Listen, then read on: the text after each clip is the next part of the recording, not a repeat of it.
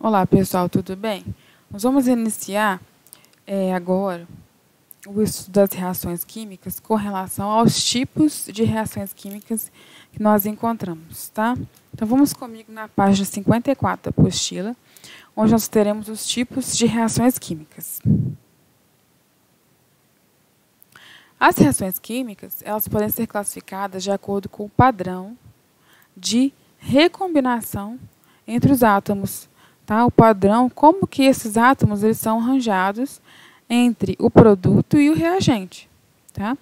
Entre aqueles que reagem, que estão do lado esquerdo, com aqueles que são formados, que é o produto que está no lado direito. Então, nós vamos ver aqui os 4 tipos de reações químicas. O primeiro tipo é a reação de decomposição ou análise.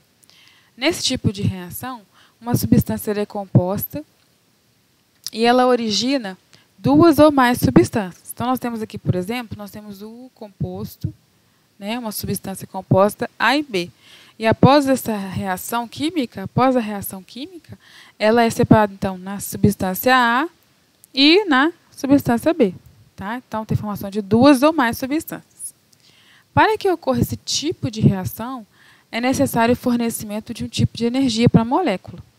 Quando a gente fornece calor, a gente fala que essa reação foi uma reação de pirólise. Tá? E aí, em cima da setinha aqui, né, nós representamos os lados da reação, tem um delta. Esse delta representa que a energia fornecida foi calor. Nós temos também a fotólise, que é quando nós fornecemos luz à nossa reação, nossos compostos eles são separados. Então, toda vez que a pirólise tem esse símbolo que é lambda, a letra grega lambda, e também a gente pode fornecer uma corrente elétrica, uma eletricidade. Aí é chamado de eletrólise, que aí não tem nenhum tipo de símbolo aqui. Tá? Só para esclarecer, lise sempre representa quebra, separação. Tá? Então, a pirólise é uma quebra, uma separação pelo calor. A fotólise é uma separação através da ação da luz e a eletrólise é uma separação através da eletricidade. Essa foi, então, a reação de decomposição ou análise. A reação de síntese ou adição, como o nome já diz, é a combinação de 2 ou mais substâncias em uma única substância, mais complexa do que a primeira. Então, nós temos o composto A e o composto B reagindo, e eles dois vão formar agora uma substância composta e mais complexa, AB. Então, vamos olhar aqui os exemplos. Nós temos um átomo de ferro mais um átomo de enxofre, que forma a substância aqui, ferro mais enxofre. O átomo de carbono mais a molécula de oxigênio forma o que? O gás carbônico. Então, essas duas reações aqui são reações de síntese ou de adição. Nas reações de simples troca ou deslocamento, um elemento substitui outro em uma substância composta, produzindo uma nova substância. Então, olha só, nós temos no lado dos reagentes uma substância pura, simples, né, do tipo simples, e uma substância pura do tipo composta. Tá? E aí, os átomos eles trocam de lugar, eles reagem também formar uma substância composta e uma substância simples. Mas os elementos são substituídos. Então, a gente tinha A mais a molécula BC, agora nós temos a molécula AC e a molécula B. Poderíamos ter também a molécula AB e a molécula C em separado. Tá? Então, um exemplo aqui. Nós temos 2 átomos de sódio mais 2 moléculas de água. E aí nós vamos formar 2 moléculas de hidróxido de sódio, nós vamos ver já sobre esse nome, e hidrogênio. Tá? Então, olha o que aconteceu. O sódio, ele tomou o lugar aqui de um H, que estava formando a molécula de água. Tá?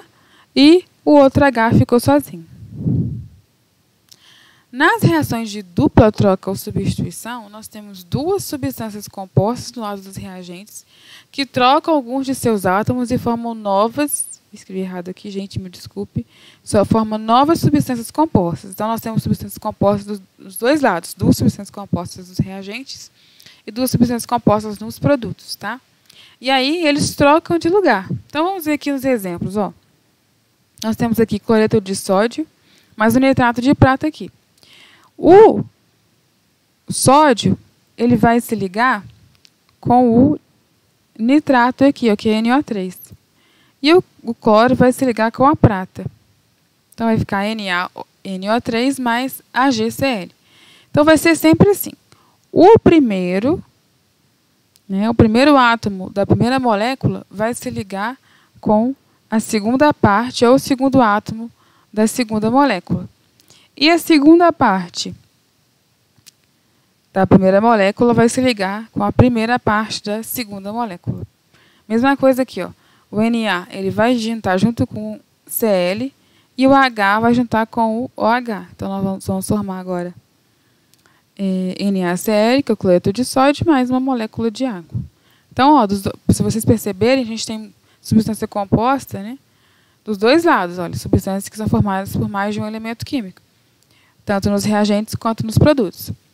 Se a gente voltar aqui um pouquinho na simples troca, a gente tinha substância simples, olha, substância simples, substância composta e substância composta. Tá? Então, mais uma vez aqui, o A vai se ligar com o D e vai formar a substância AD, enquanto o B vai se ligar com o C e vai formar a substância CB. Então, só mais uma vez, nós temos as reações do tipo de decomposição, que é a segunda aqui, onde uma substância é decomposta em outras duas.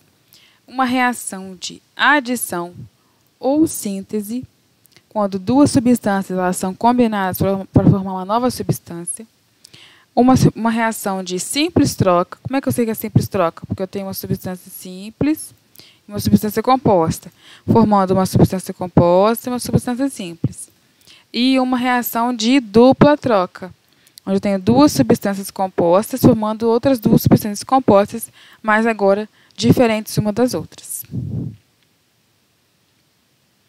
Para a gente avançar um pouco na matéria, vai ser necessário a gente entender como que ocorre a ligação química iônica. Como que a gente descobre a fórmula de uma ligação iônica. Só para relembrar, a ligação iônica é a união de íons com cargas de sinais contrários, mediante a ação de forças eletrostáticas. Então, o íon positivo vai ser atraído pelo íon negativo.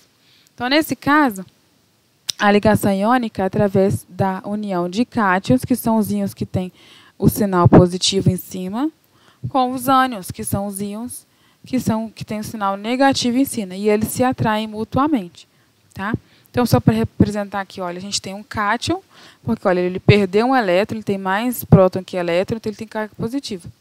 E o ânion, que tem mais elétron que próton, então ele tem carga negativa. Tá? Então, como que acontece essa fórmula? Primeiro a gente escreve o cátion, depois o ânion, sempre. Sempre a gente vai ter que colocar primeiro o cátion e o ânion. Tá? Depois, os números em subscrito, que é o número da carga aqui, olha só, que fica aqui em cima, que aparece do lado direito de cada íon, indica a proporção entre os átomos do cátion e dos ânions. Esses números são chamados de índices. E o número 1 não é escrito. Então, olha só, o número, vamos supor que seja mais x, que é o número que eu não sei qual que é, do cátion A, ele vai vir e vai se tornar o índice do ânion B. E a carga do ânion B vai se tornar o índice do cátion A. Então, olha só, vamos trocar de lugar. É A mais x e B menos y, vai ficar AYBX. Agora, se os índices, se a carga aqui for sempre 1 dos dois lados, ou tiver o mesmo número, não precisa de colocar. Vamos ver aqui, por exemplo. Ó. Os exemplos nós temos aqui. X mais, então nós temos um cátion que tem uma carga positiva e um ânion que tem uma carga negativa. Então, nós vamos trocar de lugar esse 1 que não está escrito, né? Então, vai ficar x e y. No segundo exemplo aqui, a gente x mais 2, y mais 2. Então, o 2 vem para cá, vai ser índice, e o 2 vem para cá, vai ser índice. Então, vai ficar x2 Y2. E aqui, X3 mais Y3. O que isso aqui significa? Aqui, ó, para cada um elemento X tem um elemento Y. Para cada 2 elementos X tem 2 elementos Y. Para cada 3 elementos X tem 3 elementos Y. Então aqui, toda vez que as cargas tanto do CAT e do íon forem com o mesmo número, né, eu sei que vai ser sempre positiva e negativa, mas o número for igual, a gente vai sempre simbolizar com um átomo só. Então XY vai ser a fórmula dessa ligação. Agora olha os exemplos aqui. X tem a carga 2 mais e Y tem a carga 3 menos. Então o 2 vai vir ser o índice do Y e o 3 vai ser o índice do X. Então vai ficar X3, Y2. O que significa isso? Que para essa ligação fazer sentido, a gente vai precisar de 3 átomos do X e 2 átomos do Y. Aqui eu tenho X com carga positiva só 1, não coloquei o número, Y com menos 2. Então o 2 vai ser índice do X, então vai ficar X2, tem 2 átomos de X, e o Y, 1. Aí não precisa de colocar. Tá? Então, para essa ligação fazer sentido, a gente vai ter que ter 2 átomos de X e 1 átomo do Y só. Tá bem? Agora vamos para as funções químicas. Isso está na página 56, com o título Ácidos e Bases. Então, eu coloquei aqui só essa introdução, porque nós temos as funções químicas. As ligações, as substâncias químicas, elas são classificadas de acordo com a natureza dos seus elementos. Tá? E elas podem ser classificadas em substâncias orgânicas e inorgânicas, que são as funções químicas. Tá? Função química orgânica é a mesma coisa que uma substância orgânica. E função química inorgânica é a mesma coisa que uma substância inorgânica. As funções orgânicas englobam a maioria das substâncias compostas por carbono. Então, toda vez que o carbono for o átomo central da ligação química, nós temos funções orgânicas, que são todas essas aqui. Álcool, fenol, aldeído, cetona, éter, éster também é, aminas, amidas. Tá? Eu coloquei aqui só alguns exemplos, tá bem? Nós teremos, então, funções orgânicas que nós não vamos estudar por agora. O que nós vamos estudar? As funções inorgânicas. São aquelas substâncias onde pode até haver um átomo de carbono, mas esse átomo de carbono não é um átomo central, ele não é o principal nessa ligação química. Tá? Nas funções inorgânicas, nós temos as bases, os ácidos, óxidos e sais. Então, nós vamos estudar esses 4 tipos de substâncias inorgânicas. Hoje nós vamos começar com os ácidos e bases, que está na página 56. Os ácidos são aquelas substâncias que têm um sabor azedo, tá? E reagem com metais. Então, toda vez que a gente lembra de uma substância ácida, a gente sempre lembra de frutas cítricas, né? Tem um sabor azedo. E as bases são aquelas substâncias que têm sabor amargo ou adstringente. Tá? Mas é difícil, né, classificar uma substância só pelo seu sabor. Na verdade, é até perigoso, né, se for uma substância tóxica, venenosa.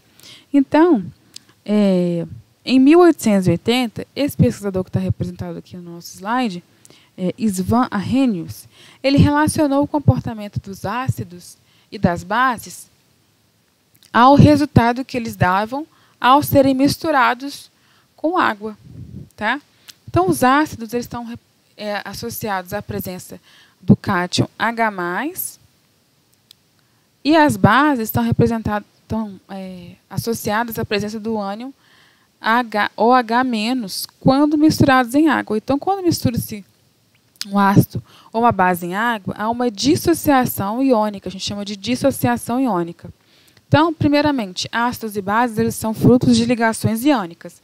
E quando a gente mistura em água, o que acontece? Há a separação desses íons, uma liberação de íons. Todo ácido começa com o H. Todo ácido vai começar com o átomo de H.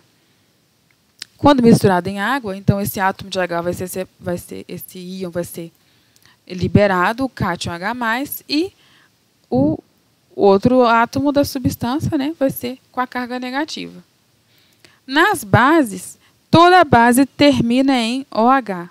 Atenção, toda base termina com o ânion OH. Ao misturar em água, a gente vai ter a liberação do ânion OH- e o outro átomo que vai ser o átomo de carga positiva. Então, lembrando, bases e ácidos são frutos de ligações iônicas. Ao serem misturados em água, esses íons são separados. Quando o ácido é misturado em água, ele sempre libera qual íon? H+, que é um cátion. Quando a base é misturada em água, qual íon que libera? OH-, que é um ânion. Os ácidos. Os ácidos, eles são, então, as moléculas, as substâncias que se iniciam sempre com um átomo de hidrogênio e, ao serem misturados em água, eles se dissociam e liberam o cátion H+. Mas eles recebem nomes específicos. Toda vez que os ácidos possuem átomos de hidrogênio, eles são chamados de oxiácidos. Então, olha só, a gente tem aqui o ácido fosfórico tem oxigênio, o ácido nítrico tem oxigênio, o ácido sulfúrico tem oxigênio. Então, é chamado de oxiácido. Oxi, obviamente, de presença de oxigênios.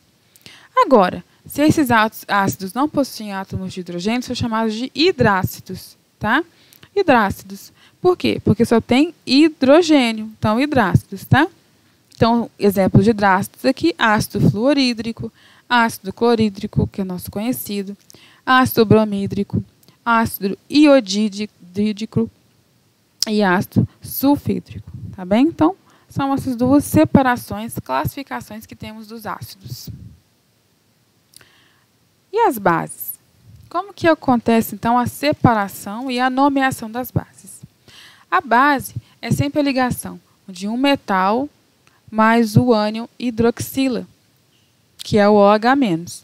Vamos lembrar, então, por que isso aqui é uma ligação química do tipo iônica? Porque os metais eles sempre querem doar os seus elétrons. Como eles doam os elétrons, os metais têm sempre o quê? Carga positiva. Se ele tem carga positiva, obviamente ele vai se ligar numa ligação iônica com um outro íon de carga negativa, nesse caso vai ser o OH. Como que a gente dá nome para as bases? É sempre hidróxido de alguma coisa, e essa alguma coisa é o nome do metal que está ligado aqui. Então, olha só, hidróxido de sódio, Na, é o metal ligado. Qual que é o metal ligado aqui? Potássio. Então, hidróxido de potássio. Qual que é o metal ligado aqui?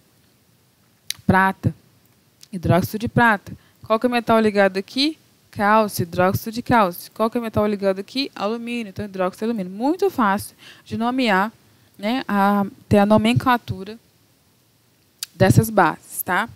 Agora, a gente tem que prestar atenção que existem alguns metais, especialmente os metais do grupo de elementos de transição, que eles formam cátions de cargas diferentes. Então, um metal ele pode formar dois íons com cargas diferentes. Isso vai da característica de cada material, e nós estamos aqui os mais comuns, tá? E se ele forma átomos, se ele forma íons de cargas diferentes, consequentemente vai formar bases diferentes, né? Então, a gente tem um sistema de nomenclatura que vai levar em consideração a carga do metal. Então, olha só, o primeiro é o metal cobre, o átomo de cobre. O átomo de cobre ele pode ter uma carga +1 ou carga +2. E o que significa que ele doou um elétron ou 2 elétrons, né? Nesse caso, nós temos o hidróxido de cobre 1, quando a hidroxila está ligada ao átomo que ele tem carga +1, e o hidróxido de cobre 2, quando está ligado ao átomo que cedeu 2 elétrons, que tem carga 2+. Ah, mas Juliana, como que eu vou saber disso? Lembra que eu acabei de falar como que se dá a fórmula de uma ligação iônica? Então, esse 2 que está aqui no índice da hidroxila, ele com certeza era a carga do cobre aqui, né? E a carga da hidroxila, que é menos, ela está aqui, só que o índice, quando é 1, não precisa de colocar. Então, só saber disso. E sempre voltar nessa tabela, tá, gente? O ferro pode ter carga 2+ ou 3+. Então, o primeiro é hidróxido de ferro 2, porque a carga dele é 2, e o segundo, hidróxido de ferro 3, que a carga dele é 3. Como é que eu vou saber se ele é o 3 ou o 2? Olha só. Porque a carga dele se transforma no índice da hidroxila. O átomo de manganês, ele tem 3 cargas possíveis, 2 mais, 3 mais e 4 mais. Então, vai ser hidróxido de manganês 2, hidróxido de manganês 3, hidróxido de manganês 4. Como que eu vou saber qual que é o nome que eu vou dar? Se é hidróxido de manganês 2, 3 ou 4. Olha só, a carga se transforma no índice da hidroxila. Então, é só olhar aqui. Tá? Há também, pessoal, uma nomenclatura mais antiga que atribui o sufixo oso à menor carga do metal ou do íon e ico à maior carga. Então, quando a hidroxila se liga ao íon que a menor carga é hidroxila, hidróxido, o nome do metal e o final oso. No caso do cobre, tem uma leve mudança aqui, porque o cobre em latim é cupro. Então, ao invés de ser hidróxido cobroso, é hidróxido cuproso. Como a maior carga é a 2, vai ser hidróxido cúprico, não cóbrico, tá? Cúprico. No ferro, hidróxido ferroso é aquela hidroxila, aquela base, que está ligada ao íon de ferro 2+, que é a menor carga que ele pode subir. Então, oso está relacionado à menor carga que ele pode subir. E o cúprico está relacionado à maior carga, no caso do ferro, é a carga 3+, então hidróxido férrico. Agora, né, o ferro tem uma associação melhor. Tá? Muito bem.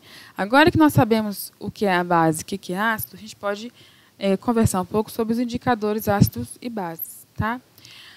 Não é recomendável, igual eu falei, a identificação de ácido e base pelo paladar. Então, o que foi criado? Né? O que foi convencionado?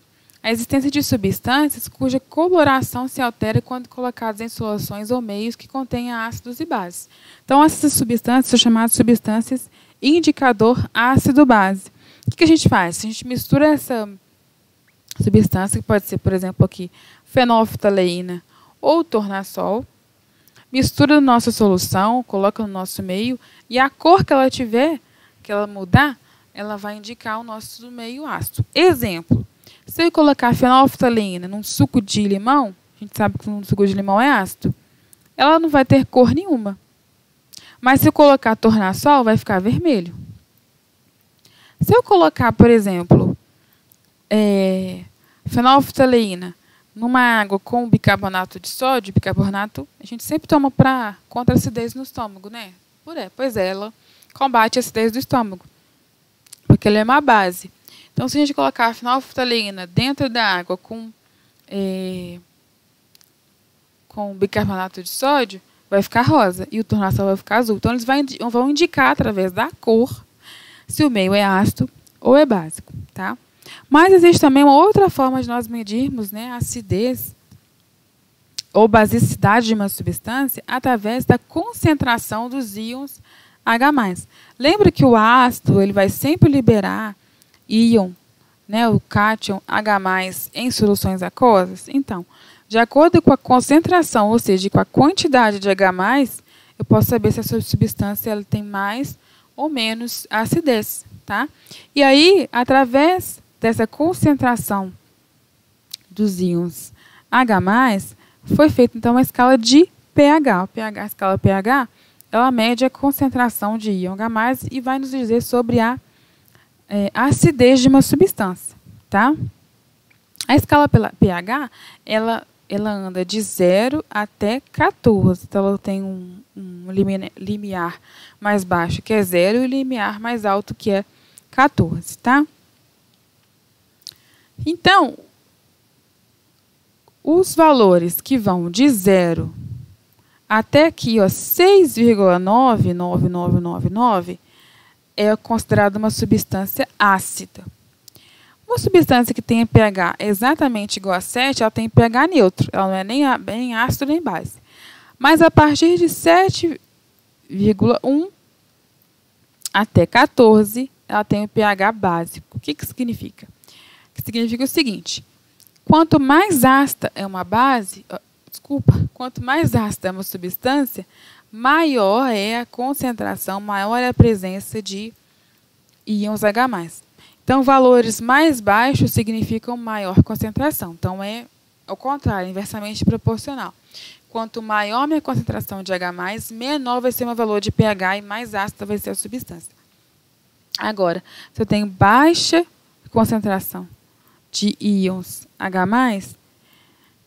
significa um maior valor de pH. E o maior valor de pH está associado a uma base. Tá? Então, eu trouxe aqui só uma imagem para vocês, olha só, dos valores de pH, ácido e base, de algumas substâncias que são do cotidiano. Tá? Então, olha só, ácido clorídrico é um ácido muito forte. Olha o pH dele, 0,1, muito baixo. Então, ele é muito forte, um ácido muito forte. Limão tem um pH de 2,0. Vinagre, 2,4. Então, limão e vinagre são ácidos. O tomate ácido é, sim, 4,5. Uma água da chuva tem um pH baixo, olha só, de 5,5. O leite, pH de 6,4. Então, o leite também é considerado ácido. A água da torneira, gente, o pH dela ideal é 7, ou seja, ela é neutra. Tá? Então, o pH 7 é neutro. Tá? O ovo tem um pH de 8,4, então ele já é uma base. Soda cáustica, 9. Sabonete, um pH de 10. Leite de magnésia, olha só, muitas pessoas usam leite de magnésia para combater a acidez do nosso estômago.